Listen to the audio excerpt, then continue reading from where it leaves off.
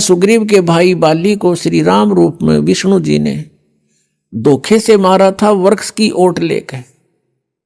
तब बाली ने कहा था कि तू अगर शूरवीर था तो सामने आता, और ऐसे तूने कायरता से मुझे मारा है, ये दंड तूने भोगना पड़ेगा, मेरा बदला देना होगा। उस समय फिर बुद्धि दे दी काल ने रामचंद्र जी को, कहा कि तेरा बदला दूंगा द्वापर युग में।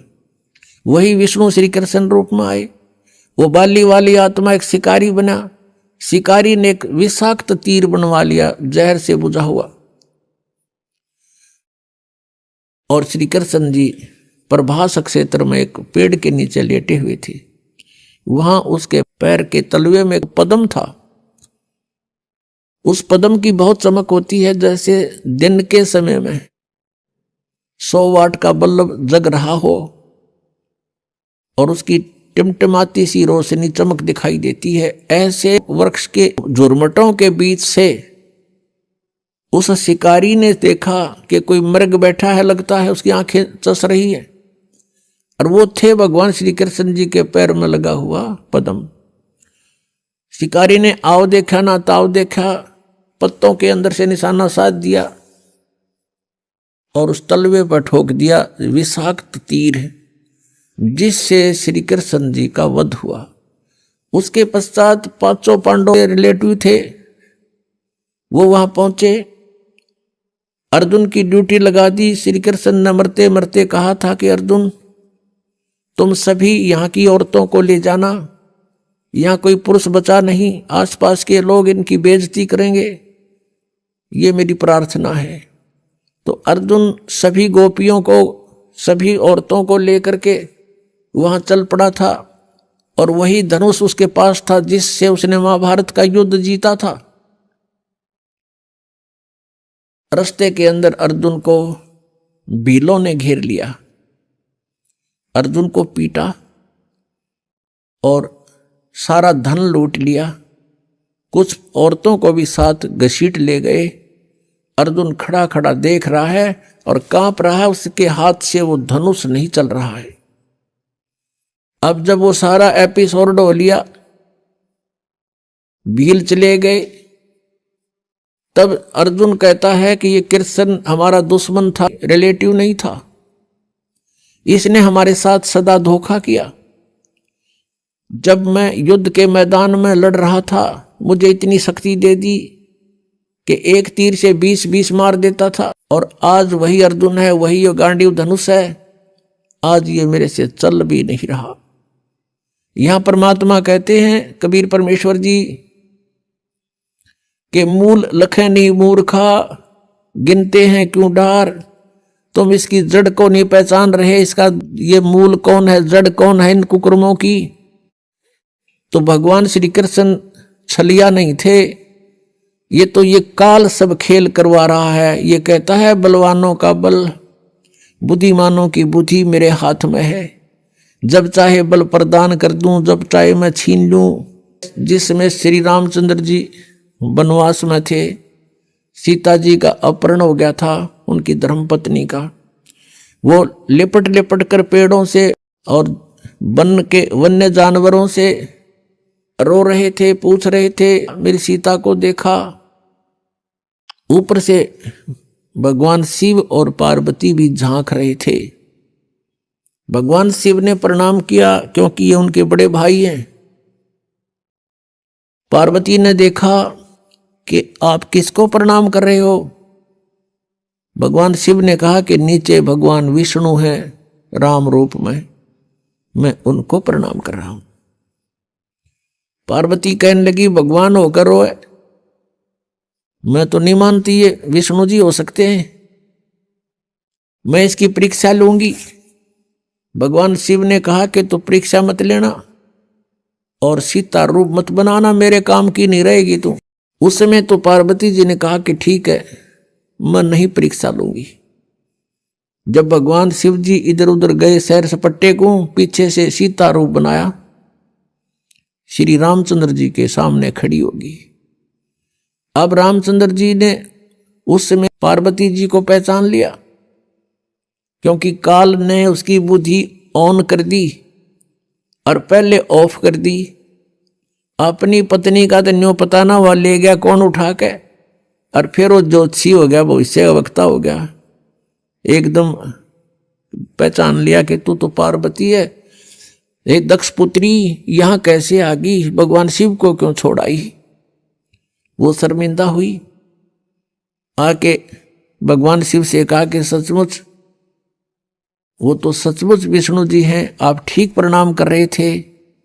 तो शिव जी बोला, कर दिया काम, ले ली परीक्षा। हंसने लगी, नीचा मुंह कर लिया। तो उस दिन से उसने, भगवान शिव ने कहा कि तू आज मेरे काम की नहीं रही, क्योंकि तूने मेरी मां का रूप बना लिया। बड़े भाई की पत्नी माता के तुल्य होती है, कि तूने मेरी मां का रूप बना लिया, मेरे काम की पत्नी रूप में नहीं रही।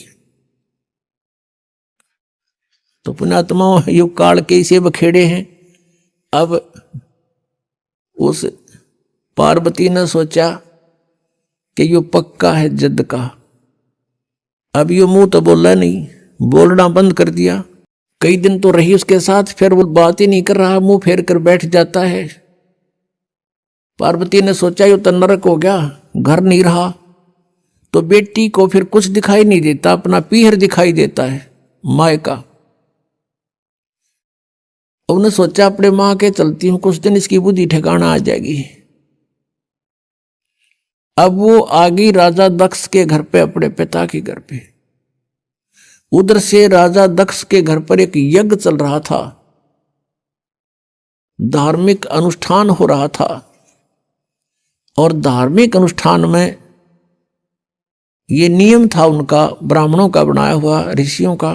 जब कोई राजा या कोई अनुष्ठान करवाता है तो सभी बेटियों को, रिश्तेदारों को अवश्य आमंत्रित किया जाता है। तो राजा दक्ष ने अपने सभी दामादों को आमंत्रित किया हुआ था, लेकिन शिव को और पार्वती यानी उस शक्ति को नहीं आमंत्रित किया था, अपनी पुत्री को। कारण क्या था कि भगवान शिव के साथ उसने, गिरिजा ने अपनी मर्जी से विवाह किया था। राजा दक्ष इस विवाह के पक्ष में नहीं था। बहुत विरोध भी करने के बाद इस गिरजा ने भगवान शिव से विवाह करके चली गई थी। इससे अक्षुब्ध होने के कारण पार्वती को और शिव को नहीं बुलाया था। तो पार्वती ने घर पे देखा कि सभी बहन आई हुई हैं और उनके पति भी आए हुए हैं, उनका उचित आसन दे रखा है, सबका प्रतिदिन का भाग भी उनको समर्पित कर रखा है। जैसे पंडित आपने देखा होगा ना, पंडितों का सांग न्यारा होता है। जैसे विवाह कराते हैं, फेरे कराते हैं, कहेंगे करके दो सुवाहा सुवा दर दे 11 रुपये, फिर सुवाहा सुवा 21 वहां रख दे, 22 उसको दे दे, 5 उसके हाथ में दे दे, फलाने का तिलक कर दे, ये नो रखा करें। तो ऐसे ही वहां कर रखा था कि प्रतिदिन जितने भी वो दामाद आए हुए थे सबको जो हिस्सा होता था 500 रुपये इनको दे दो, वहां रखे जाते थे उनके सामने। तो ऐसा किया जा रहा था। भगवान शिव का कहीं आसन भी नहीं था, और जो बहनों के बटेऊ यानी पति नहीं आए हुए थे पार्वती की बहनों के, उनका आसन लगा रखा था, उनका हिस्सा फिर भी वहां रखा जा रहा था, उनका स्थान निर्धारित अलग से किया हुआ था। शिव का वो भी नहीं था। तो पार्वती अपनी मां के पास गई। अब बेटी का मां के ऊपर जोर चला करे, अपनी मां से जाकर कहा कि मां, तुमने सभी मेरी बहनों को बुला लिया और उनके पति भी आए हुए हैं, लेकिन आपने अपने दामाद को नहीं बुलाया, ना हमें आमंत्रित किया। तो मां ने कहा, बेटी मैंने तो तेरे पिताजी से बहुत कहा, लेकिन ये अपनी जिद पर अड़ा हुआ है और गलती बेटी तेरी भी है। तूने अपने पिता की आज्ञा का उल्लंघन करके विवाह किया है, जिससे वो अक्षुब्ध है। ना तो मेरी वो मानता और ना मेरी तू मानती, मेरा आगे जिक्र मत। अब पार्वती को बड़ा दुख हुआ। फिर वो अपने पिता के पास गई और पिता से प्रणाम करके कहा कि पिताजी, आपने अपने दामाद को आमंत्रित क्यों नहीं किया और सभी को कर रखा है।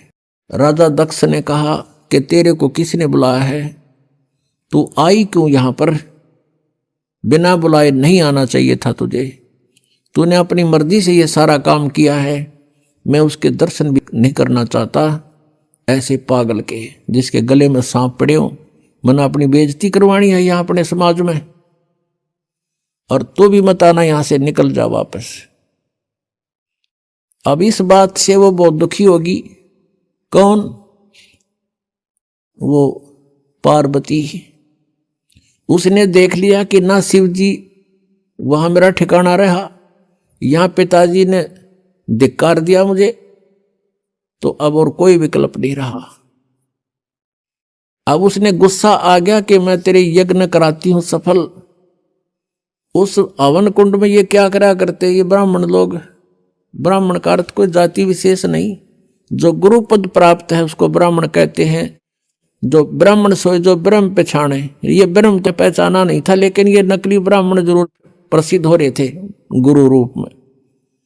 तो वो क्या करते थे, एक नया अपना दिखाने के लिए पूरा एक बहुत बड़ा हवन कुंड बना देते थे, बहुत बड़ा 8 फुट गहरा और 10 बाई 10 का चौड़ा, उसमें घेर कर लक्कड़, राजा का घी कौन सा करते डालना था, बरबर कड़छर कटोरे भर गहरा, स्वाहा स्वाहा, वो बक्कड़ पाट रहा पूरा, डीक बड़ा उसमें।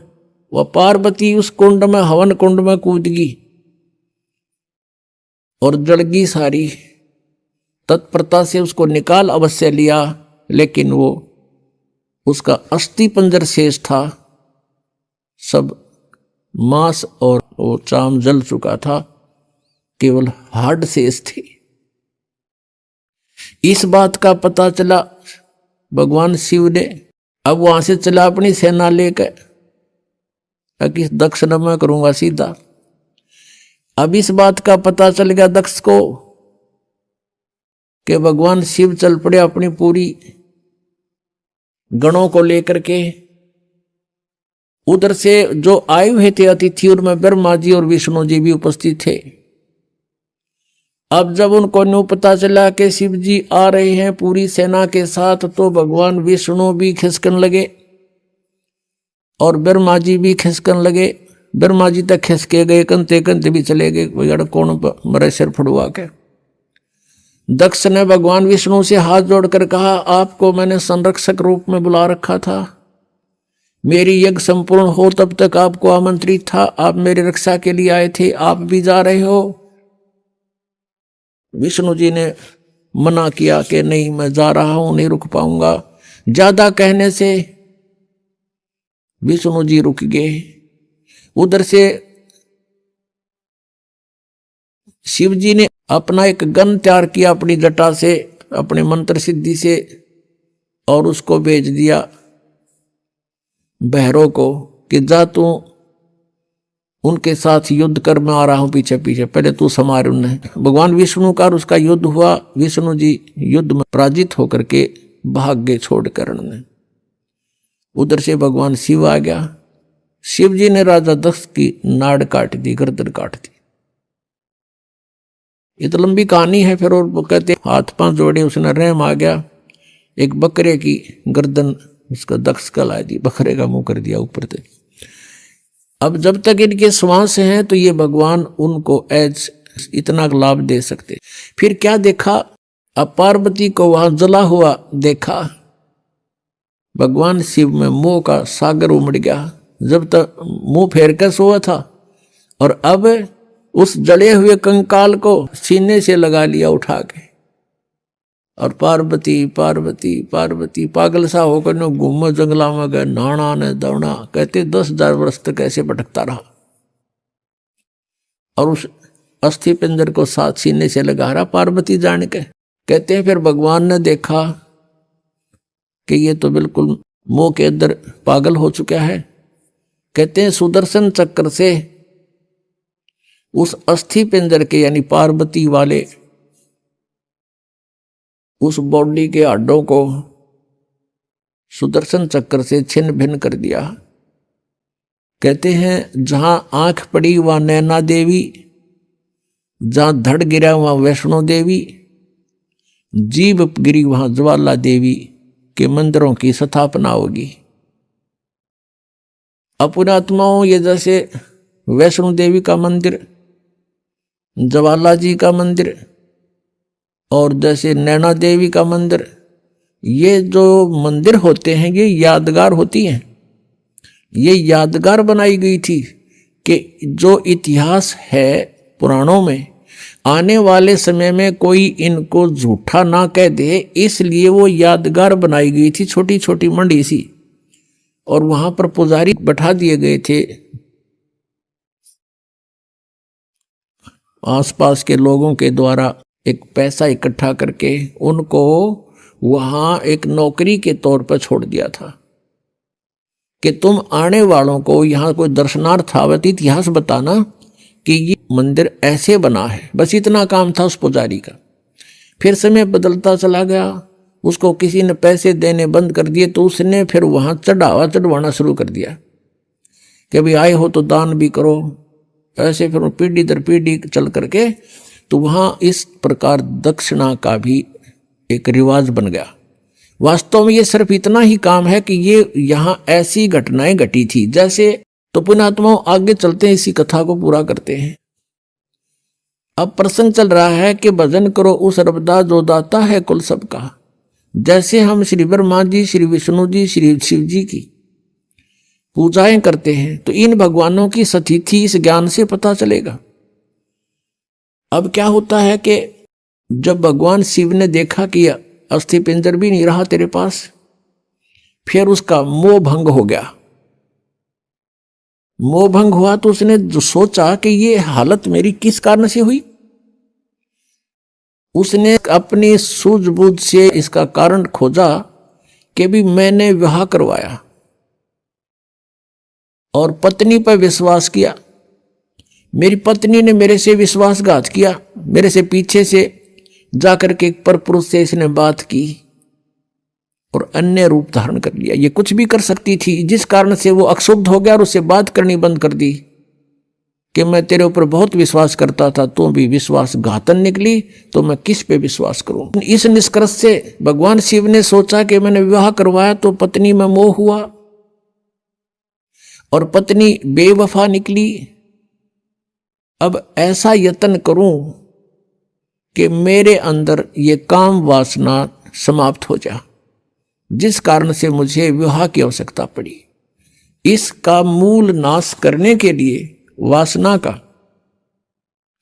भगवान शिव ने कहते हैं 88,000 वर्ष तक घोर तप किया और कहते हैं ये काल ये चाहता है कि कोई भी यहां प्राणी विवाह के बिना ना रहे, यानी वासनाओं को कोई कंट्रोल ना कर ले, कहीं यहां पर फिर रिवाज पड़ जावे और संतानों उत्पत्ति ना करें। संतानों उत्पत्ति नहीं करेंगे तो मैं खाऊंगा कैसे, हम तो उसके बकरे और बकरियां हैं काल के। इसलिए उसका पूर्ण प्रयत्न रहता है, भरसक प्रयत्न रहता है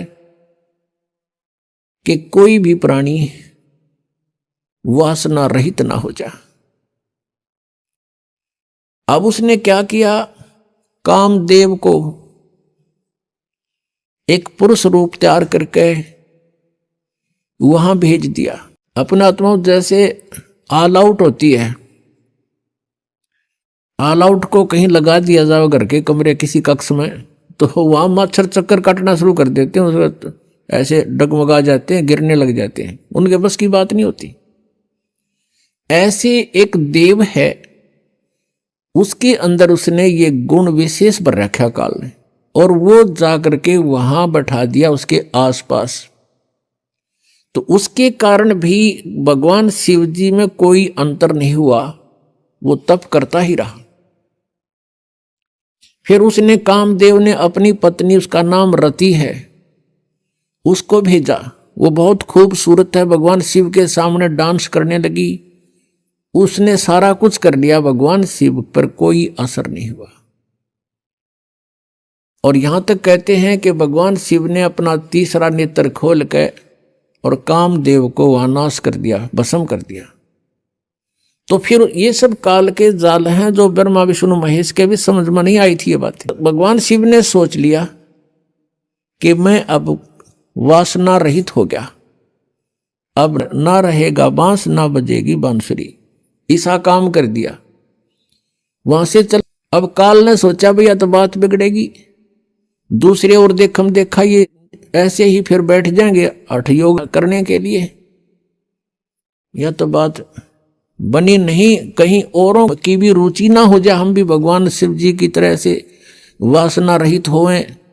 क्योंकि सभी ऋषि महर्षि जब साधना की तरफ चलते हैं, ये पांचों विकार इनकी गुद्दी में बैठते हैं, पहले से अधिक प्रभावित हो जाते हैं।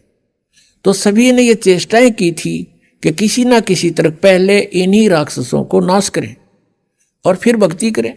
ये भी काल का जाल था, बिना ज्ञान के डले नहीं डोए। तो अब भगवान शिव जी की कथा को पूरा करते हैं, फिर ऋषियों को लेंगे। अब क्या हुआ, अब काल ने ब्रह्म ने सोचा ये और व्यक्ति नो सोच बैठेंगे ऋषि महर्षि, भगवान शिव ने तो कर दिया काम, ये तो वासना रहित हो गया और हम पीछे रह गए, कहीं वो भी जा समाधि लावें, इस तो पहला कर दूं काम। कुछ दिन के बाद शिव जी के अंदर प्रेरणा भर दी काल ने कि सुना है हमने कि जब सागर मंथन किया था उस समय विष निकला था, उस विष को मैंने पान कर लिया था, पी लिया था, जिस कारण से मैं अचेत हो गया था। और जो बताते हैं उसमें से अमृत निकला था या शराब निकली थी, दारू मदिरा, 2 कलश निकले थे। राक्षसों ने अमृत का कलश उठा लिया था और राक्षस यदि अमृत पी जाते तो अमर हो जाते। इसलिए भगवान विष्णु ने एक मोहिनी रूप बनाकर एक स्त्री का और राक्षसों में जाके डांस किया था। कहते हैं बहुत सुंदर थी वो मोहिनी रूप में, भगवान बड़े सुंदर लग रहे थे और राक्षस मोहित हो गए थे। राक्षसों से वो अमृत का कलश सिर पे रख के डांस करती करती उनको मदहोश कर दिया था। वो कलश दूसरी तरफ पकड़ा दिया था और मदिरा का कलश सिर पे रख के वापस उनको दे दिया था। तो उस समय भगवान विष्णु कहते हैं मोहिनी रूप में बड़े खूबसूरत लग रहे थे।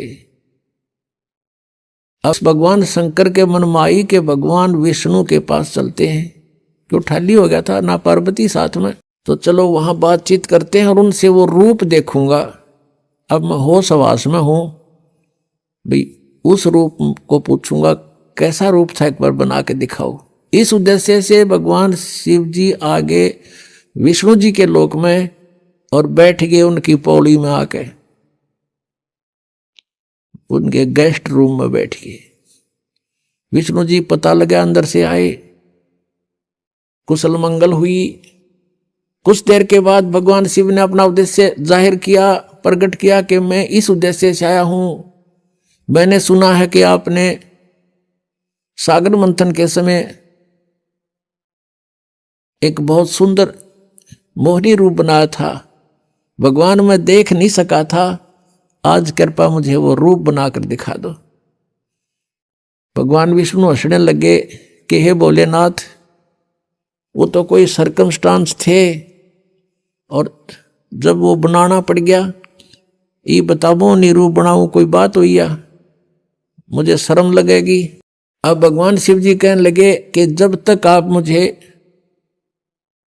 वो रूप बनाकर नहीं दिखाओगे तब तक मैं यहां से नहीं जाता। मैं तो ये बैठ गया और बैठ गया उनके द्वार का आगे पार्क में, बगीची में हठ योग करके। भगवान विष्णु ने सोचा कि 88,000 वर्ष तो ये उड़ा बैठ के आ गए, अरे भी इसने चमटा गाट दिया, ये उठे नहीं। इससे पीछा छुटवाने के लिए भगवान विष्णु ने कहा, वहां तो उनसे कहा कि नहीं ऐसा नहीं हुआ करता, ये मुझे शर्म आती है, मैं नहीं ऐसा कर सकता। यूं कह के अपने घर में अंदर चले गए महल में। वहां से अंतर ध्यान हो गए और उसी बाग में, सामने भगवान विष्णु का बाग था उस रेस्टोरेंट का, उसमें कुछ दूरी पर एक सुंदर लड़की का रूप धारण कर लिया, और भगवान शिव जी की दृष्टि जब पड़ी, भगवान शिव जी उठ कर चाल पड़े हैं, और वो मोहनी रूप आगे आगे चलने लगा, वो पीछे पीछे। भगवान ने भी स्पीड पकड़ दी, अच्छी जोर दो तेजी से चलने लगा, और वो कभी वृक्षों से इधर हो जावे, कभी इधर से, और जाके भगवान शिव ने उसका हाथ पकड़ लिया। पहले भगवान शंकर पूछ रहे थे विष्णु जी से कि ईसा मोहनी रूप क्या हो गया, सारे बावले बना दिए हुए, राक्षस उन होश ना रहे आग भी, तो उसने कलश भी बदल दिया, ऐसे कभी हो सकता है, न्यू कह रहे थे। तो जब उसने देखा भगवान शिव जी नो सीधे चल पड़े, लड़की तो ऐसे ऐसे चल रही है छड़ों से कांटों से बच के, और भगवान शिव जी सीधा कांटा में गौ लिया बाईपास, और जाकर उस लड़की का हाथ पकड़ लिया। जो ही उसने हाथ छुआ, उसी समय भगवान विष्णु जी अपने रूप में खड़े हो गए और हंसने लगे। अग भोलेनाथ उनको न्यू मूर्ख बना दिया, जैसे इतने काटे भी ना दिखे, माँ छड़िया में कहा गया सीधा। और उधर से वह वासना कित गई, 88,000 वर्ष डरे ढोकाया तू, कहाँ गई वो साधना तेरी। इसके विषय में परमेश्वर कबीर जी कहते हैं, जैसे अग्न काष्ठ के माही है व्यापक पर दिखे नाही, ऐसे कामदेव पर चंडा व्यापक सकल दीप नो खंडा। कि जैसे अग्नि काष्ठ के अंदर लकड़ी में विद्यमान है पर दिखाई नहीं दे रही, ऐसे ही ये वासना आपके प्रत्येक प्राणी के अंदर विद्यमान है, और जब ही इसको थोड़ी सी भी कहीं से आंच मिल जाएगी, आग ज्यों की त्यों है। परमेश्वर कहते हैं, जिन साधनाओं को तुम कर रहे हो, इनके आधार से विकार मरे मत जानियो। जैसे भूबल में आग,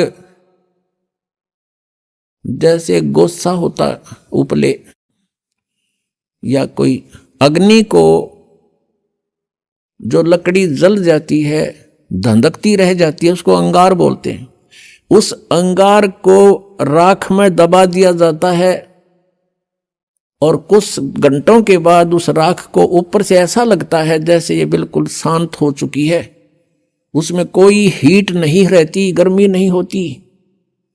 और जब उसको निकाला जाता है तो वो आग, वो लकड़ी पहले से भी अधिक तेज मिलती है, धंधकती मिलती है, वो कोयला।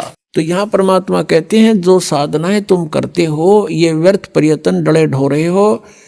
विकार मरे मत जानियो, जो भूबड़ में आग, ये थोड़े से दिन शांत हो जाते हैं, और जब भी अवसर आता है ये न्यू के न्यू एज इट इज मिलते हैं। इनका तरीका बताया परमात्मा ने, जो हम साधना बताएं, और ज्ञान आधार से ये आपके जो विकार हैं ये शांत हो जाएंगे, और धीरे धीरे ये बिल्कुल नॉर्मलाइज हो जाएंगे। खत्म नहीं होते, लेकिन नॉर्मलाइज हो जाएंगे, और ज्ञान के रस्से से ये बांध दिए जाएंगे, फिर ये हिल नहीं सकते।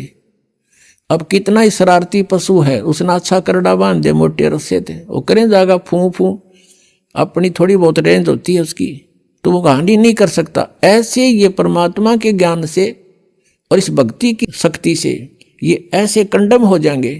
ये बकवास करेगा, मन की आदत है, क्योंकि किस ब्रह्मांड का स्वामी है, लेकिन इस ज्ञान रूपी रस्से से ये इतना तगड़ा बांध दिया जाता है, ये अपनी मर्यादा को लांघ नहीं सकेगा। अब प्रसंग चल रहा है कि हम जिन भगवानों की भक्ति करना चाहते थे और जिनको हम सुखी मानते थे, उनकी ये हालत है। और जिन मंदिरों में हम जाकर पूजा करते थे, वो स्थान क्या था? अब तत्व ज्ञान की इस रोशनी से अब हमें ज्ञान हुआ। अब जैसे कोई भी साधक है, क्योंकि ये आत्मा जब से भगवान से बिछड़ी है, कुछ ही समय के बाद इसको उसकी आवश्यकता महसूस होगी थी, और उसके बाद ये उसी दिन से प्रयत्नरत है, प्रयत्नशील है कि मुझे वो परमात्मा, वो सुख मिले जिसको मैं छोड़ के आई थी। तो यहां के इस झूठे सुख को इस काल ने आधार बता दिया। कबीर साहब कहते हैं, झूठे सुख को सुख कहे, ये मान रहा मन मोदे, ये सकल तभी ना काल का भाई, कुछ मुख में कुछ गोद। झूठे सुख को सुख कहे। झूठा सुख क्या है? पुत्र हो जा, पुत्री होगी, एक कार हो, एक कोठी हो जा, और फिर कोई पोस्ट मिले, या तो कोई अधिकारी ऊंचा बन जाऊं, या फिर कोई एमएलए, एमपी, मंत्री, मुख्यमंत्री, प्रधानमंत्री बनूं, ये आशा रहती है। अब परमात्मा कहते हैं, यहां 21 ब्रह्मांड में जिस तरीके से तू सुख ढूंढ रहा है, इस सुख नहीं है। और सुख भी कैसे होगा? जिन वस्तुओं को तू संग्रह करके प्राप्त करने की इच्छा से और संग्रह करता है, वो सुखदायी नहीं है। निर्धन सोचता है धनवान सुखी, धनवान को सोपन में भी सुख नहीं है। उसका बहुत बड़ा व्यवसाय होता है, पता नहीं कहां घाटा हो रहा है, कहीं लाभ हो रहा है। रात और दिन उसी चिंता में, टेंशन में वो सो जाता है, नींद भी नहीं आती है, फिर उठ जाता है। अब धनवान सोचता है ये राजा लोग सुखी होंगे, मंत्री, मुख्यमंत्री, प्रधानमंत्री, एमएलए, एमपी, इनको स्वप्न में भी सुख नहीं है। क्योंकि जो एमएलए या एमपी बनता है वो बहुत से व्यक्तियों का नुमाइंदा होता है, और कोई ना कोई उसकी बाह पकड़े रहे, चल मेरा काम कर। दिन में 100 आदमी जावेंगे तो 100 झूठ बोलनी पड़ेंगी उसने, वो इतना किस किस के काम करा देगा। और बैठा होगा घर, फोन पर कह देगा, कह दो बाहर जा रहा है, यानी टेंशन रहित नहीं हो सकता। यही स्थिति थी मंत्री और मुख्यमंत्री, प्रधानमंत्री की, जानो तो यहां जीव सुखी नहीं, और पिछले पुण्य का नाश कर रहे हैं अपने का ये। अब परमात्मा कहते हैं, अगम निगम को खोज ले, बुद्धि विवेक विचारे, उदय अस्त का राज मिले, तो बिन नाम बेगारे। ओए होए, तुम तो कह मेले एमपी सरपंच बन गए, समकाक पीटन लग गए। कहते हैं उदय अस्त का राज तुम्हें दे दे, और यदि ये भक्ति तुम्हारे पास नहीं है तो तुम बेगार कर रहे हो। बेगार, बेगार की परिभाषा बताते हैं। एक समय एक टेम्पू वाला प्रतिदिन सवारी लेने आता था, वो एक दिन नहीं आया। अगले दिन उसके साथियों ने पूछा कि दूसरे जो टेम्पू वाले थे कि कल नहीं आया, क्या कारण था, कुशल तो है? उसने बताया, कल मैं बेगार में फंस गया था। आज से 40 वर्ष पहले की बात है। उस समय क्या होता था, पुलिस वालों के पास कन्वेंस नहीं होते थे थानों में, और वो किसी ऐसे ही ट्रैफिक में से किसी की कोई जीप पकड़ दी, या कोई बड़ा 3 व्हीलर था वो पकड़ लिया, उसको ले गए कहीं रेड लगाने के लिए, मुर्जिम पकड़ने के लिए, या कहीं उन्होंने छापा मारना होता है, रेड डालनी होती है, वहां ले गए। तो उस दिन क्या होता है, उसको 4 बजे उठा लिया सुबह, और ले गए इधर के उधर, उधर के उधर, चलो वहां चलो वहां। और वो तेल भी अपने पल्ले से डाल रहा है, खाना भी अपने पल्ले से खा रहा है, और 1 मिनट की फुर्सत नहीं, सारा दिन इधर चल उधर चल। रात के 12 बजे छोड़ा तो सुबह बता रहा था, कल मैं बेगार में फंस गया, 200 रुपये का नाश हो गया। उस समय 200 रुपये आज के 20,000 रुपये, समझ लो कि 20,000 रुपये घर पे खर्च कराया, और 1 मिनट की फुर्सत नहीं, चलो चलो रही, रेल बनी रही मेरी, और 200 रुपये भी अपने पल्ले से बर्बाद कर दिया, पूंजी भी नष्ट करी। इसको बेगार बोलते हैं। यानी इनकम हुई नहीं, और खर्चा खूब, 1 मिनट चैन नहीं, समय नहीं, कहीं भी रेस्ट नहीं। तो ऐसे ये उदय अस्त का राज भी किसी को मिल जाए पूरी पृथ्वी का, वो राजा भी ऐसे बेगार कर रहा है, क्योंकि वो अपनी पिछली पूंजी को बर्बाद कर रहा है, और चैन 1 मिनट की नहीं उसने। पुण्यात्मा, हम सुख की परिभाषा ही बोल चुके हैं। एक व्यक्ति का एक व्यक्ति के 3 बेटे थे, एक की मृत्यु होगी। अब वो रोए बेचारा, उसको सांत्वना देने के लिए आए। उनमें से एक व्यक्ति ऐसा भी था जिसका एक का पुत्र था और उसकी मृत्यु भी 3 वर्ष पहले 4 वर्ष पहले हो चुकी थी। तो उन्होंने बताया, वो सांत्वना व्यक्त करने वालों ने, कि भाई अब कुछ नहीं बनने वाला, संतोष करो, देखो इसका इकलौता पुत्र था, वो भी मृत्यु को प्राप्त हो गया, इसने भी संतुष्टि कर ली, सब्र करो। उस व्यक्ति को जिसके 3 पुत्रों में से एक की मृत्यु हुई थी, राहत की सांस ली, रोना भी बंद कर दिया। और फिर क्या सोचता है कि हे भगवान, इससे तो मैं ही अच्छा हूं, इससे तो मैं ही सुखी हूं, मेरा तो 2 और बच गए हैं, इसका तो एक ही था और वही मृत्यु को प्राप्त। बताओ, इससे उसने क्या मिल गया? क्या वो लड़का जीवित हो गया? तो ऐसे हमने अपना इस सुख की परिभाषा बदलनी पड़ रही है मजबूरी में। एक व्यक्ति कह रहा था कि मेरी पुत्री का जन्म हुआ, जन्म होते ही उसके गुदा नहीं थी, बड़ा चिंतित हुआ, खाना पीना छूट गया, इतनी टेंशन पूछो मत। हम ले गए मेडिकल में, सरकारी हॉस्पिटल पीजीआई में, उन्होंने एडमिट कर ली लड़की। वहां देखा 4 केस और थे ऐसे ही। फिर मुझे संतुष्टि होगी, ओहो चलो ये और भी है ऐसे ही। बताओ उसकी लड़की का कौन सी गुदा लाएगी उनको देखने थे। तो ये हमने न्यू देख लिया, और दुखी है तो हमने कोई चिंता नहीं, हम भी दुखी हैं, तो वो दुख को सुख मान लिया।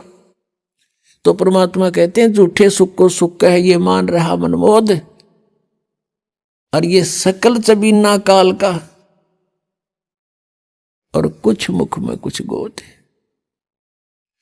अब परमात्मा कहते हैं जहां तुम जिस लोक में और जिन स्वर्गों में तुम सुख खोजने चले हो, वहां सुख नहीं है। परमात्मा कहते हैं आगे गए ना बावड़े, रहते भी सब जान, बिन साहेब की बंदगी कहीं ठोर ठिकाना ना। कि जो पहले चले गए तुम्हारे यहां से, उन्होंने तो आके तुम्हें कुछ बताया ना, हमारी केबरन मैटी हुई, और बाकी बच रही है भी ऐसे ही चले जाएंगे। बिन साहेब की बंदगी भक्ति की तो ठोर ठिकाना ना। क्या बताते परमात्मा? जैसे मोती ओस का ऐसी तेरी आवे, गरीब दास करो बंदगी भाई बहोर ना ऐसा दाव। अब जैसे आप जी का मनुष्य जीवन है, मनुष्य जीवन में किसी ने पुण्य भक्ति की, पुण्य के साथ यहाँ पाप भी साथ डिपॉजिट होते हैं, पुण्य कम बनते हैं पाप ज्यादा बनते हैं। ये ऐसे अक्षेत्र में आप रह रहे हो। जैसे आप जी यहाँ ऐसा स्थान है, जैसे एक कोई फील्ड होता है, खेत है, और उसमें कुछ भी ना जो है, ना उसकी गुडाई करो ना उसको संवारो, उसमें अपने आप घास फूस अड़ंगा कुबाड़ इतना उग जाएगा दिखे नहीं धरती, और उसमें हमने खाने योग्य अपना अन्न प्राप्त करने के लिए, कनक बीजने के लिए उसमें कितनी मेहनत करनी पड़े है। पहले तो अड़ंगा काटना, फिर उसको हल या ट्रैक्टर से गुड़ाई करनी, जो उसको बाना, और फिर उसमें खर्चा लग गया, मेहनत और परिश्रम लग गया, और फिर उसमें खाद बीज डाला वो भी पैसे से, खाद डाला वो भी बोल, फिर सिंचाई करी उसका भी टैक्स, यानी इतना कुछ खर्चा करके जब वो 2 दाने प्राप्त हुए, और वो घास आप पर जाम गया, उसमें डंगा जिसकी कति आवश्यकता नहीं थी। तो ये ऐसा क्षेत्र है जहां हम रह रहे हैं। परमात्मा कहते हैं पृथ्वी ऊपर पगजो दार है, और करोड़ जीव एक दिन में मारे। हरी भांति पृथ्वी के रंगा, अंत कोट जीव उड़े पतंगा। जो चौका तुम देवो नेता, सत्य ब्राह्मण की है हत्या। ब्राह्मण सेंस हत्या जो हुई, जल स्नान कर तो सोई। खान पान में दमन प्राणी, और कैसे पाओ तुम मोक्ष निशानी। कि एक तरफ तुम पुण्य कर रहे हो, इसके पैरेलल आपके पाप भी हो रहे हैं, और आप जी को दोनों का ही भोग प्राप्त होगा। आपके पुण्य अलग से लिखे जाते हैं और पाप अलग से लिखे जाते हैं। आप पुण्य के आधार से स्वर्ग गए,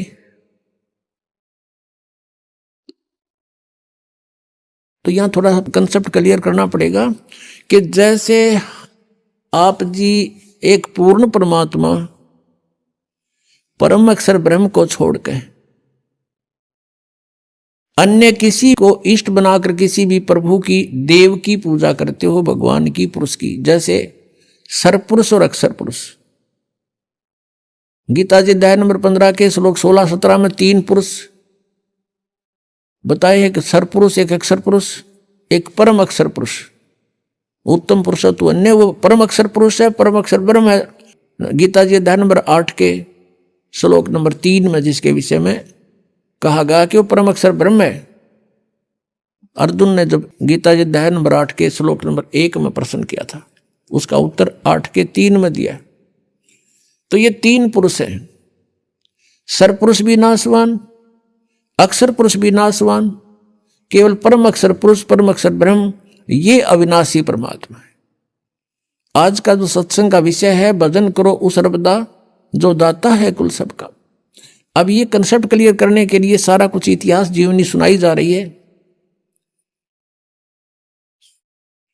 अब सरपुरुष भी नाशवान, अक्षर पुरुष की भी क्लियर स्थिति है कि ये भी अविनाशी नहीं, बेशक नाम इसका अक्षर पुरुष है,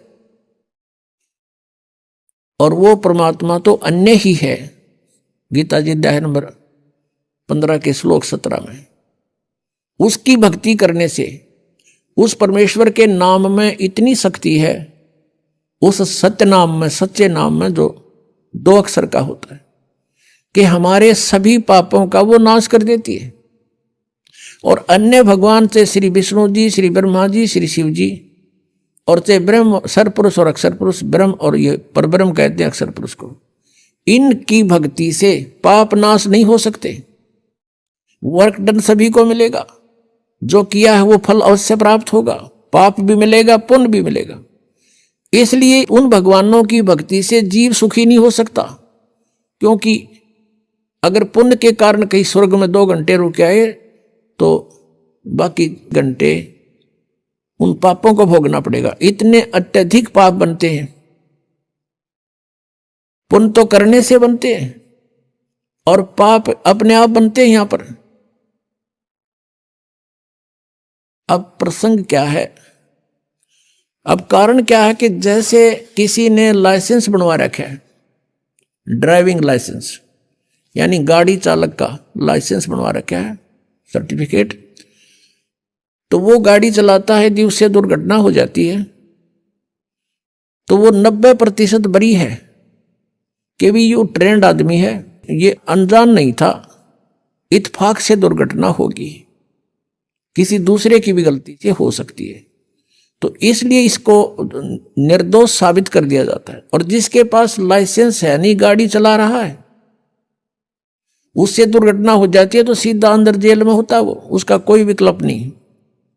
उससे कोई मृत्यु हो जा गाड़ी के नीचे, उसका कोई विकल्प नहीं बचाव का। तो ऐसे जो बगैर गुरु के यानी लाइसेंस बनवाए अधिकारी के बिना अधिकारी होते हैं, ये सभी नहीं होते। अब जैसे राजा परीक्षित को सर्प ने डसना था और बताया गया उसको कि किसी को गुरु बना और उससे श्रीमद् भागवत की कथा सुन।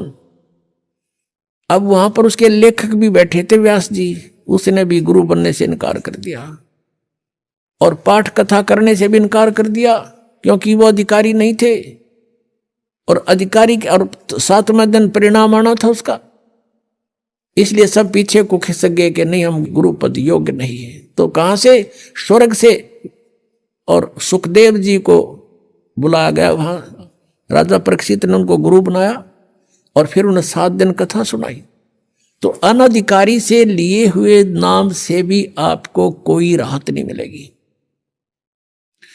अधिकारी से लिए हुए नाम से भी आपको राहत मिल सकती है कि इच्छा कर मारे नहीं, बिन इच्छा मर जा। लेकिन आपके संचित कर्म बहुत होते हैं। अब इन भगवानों की साधना से, चाहे आपने गुरु बनाकर भी कर रखे हैं, तो भी आपके पाप डिपॉजिट अलग से होंगे ही होंगे। यहां का विधान है, जैसे कर्म करेगा वैसे फल मिलेंगे। केवल एक परमात्मा है, परम अक्षर ब्रह्म। उसकी भक्ति करने से और उसके अधिकारी संत से लाइसेंस बनवाने से, यानी उपदेश ग्रहण करने से, दीक्षा लेने से आपके पाप नाश हो सकते हैं, और से नहीं। तो यहां प्रसंग है कि कहते हैं जब ही सतनाम हृदय धरो भयो पाप को नाश। और जैसे चिंगारी अग्नि की भाई पड़े पुराने घास, करोड़ों टन सूखा घास फूस पड़ा हो और उसमें एक माचिस की सीख जला के लगा दे, सारे का नाश करके राख बना देती है। और चलती हवा उसको इधर उधर, आंधी तूफान उसको उठाकर फेंक देता कहीं का कहीं, वो अक्षेत्र क्लियर भी हो जाता है। ऐसे ही परमात्मा कहते हैं जैसे सूरज के आगे बदरा ऐसे कर्म छयारे, और प्रेम की पवन करे चित मंजन जल के तेज नयारे। प्रेम की पवन चलेगी जब परमात्मा के मंत्र के साथ, वो तो फूंक देगा, और फिर प्रेम की पवन और करे चित मंजन, भगवान में एक प्यार जागृत होगा, आंखों से आंसू चलेंगे। कहते फिर वो हवा फेंक देगी उस सारी राख को भी, कहीं की कहीं पटक देगी। अब ये क्लियर हुआ कि जो भगवान परमेश्वर कबीर जी की साधना करते हैं, उनके संचित कर्म भी और उनके प्रारब्ध के कर्म भी नाश होते हैं। लेकिन भगवान ब्रह्मा विष्णु शिव और ब्रह्म और सरपुरुष, यानी ब्रह्म और परब्रह्म, अक्षर पुरुष तक, सरपुरुष और अक्षर पुरुष, इनकी भक्ति से ना तो प्रारब्ध में कोई परिवर्तन हो सकता और न ही आपके संचित कर्म का नाश हो सकता। क्रियामान कर्म ज्ञान से कुछ बचाव हो जाता है, संतों का संग करने से, ज्ञान के समझने से कुछ पापों से, क्रियामान पापों से बच सकते हैं। जो कर रहे हैं उनसे कुछ फर्क पड़ जाता है, लेकिन प्रारब्ध में कोई परिवर्तन नहीं होता। जैसे भगवान श्री विष्णु जी को श्राप दिया था नारद जी ने। नारद जी ने भगवान से विष्णु रूप मांगा था, हरि रूप, विवाह कराने के लिए, और विष्णु जी ने उनको, यानी भगवान ने उनके बंदर का मुंह लगा दिया। जब नारद जी को पता चला कि तेरे साथ शरारत कर दी विष्णु जी ने, उसको श्राप दे दिया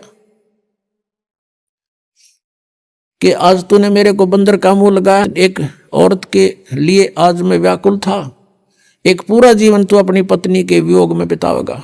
उसका श्राप का फल भी भगवान विष्णु ने श्री रामचंद्र रूप में भोगना पड़ा। और जो मुंह तूने मेरे लगाया है, इस मुंह के जैसे व्यक्ति यानी जीव तेरी मदद करेंगे। बंदरों ने उनकी मदद की। और फिर श्री रामचंद्र जी रूप में यानी विष्णु जी ने जन्म लिया। वो सारा आपने सुन लिया कि उन्होंने किस किस प्रकार वो अपना जीवन व्यतीत किया। और जैसे ये भी आपने सुन लिया कि उन्होंने बाली को मारा था, वो उनके प्रारब्ध में लिख दिया गया, तो उसका बदला भी उन्होंने भोग कर ही पूरा करना पड़ा। वो उसको नाश नहीं कर सके, अपने प्रारब्ध के पाप कर्म को भी नाश नहीं कर सके।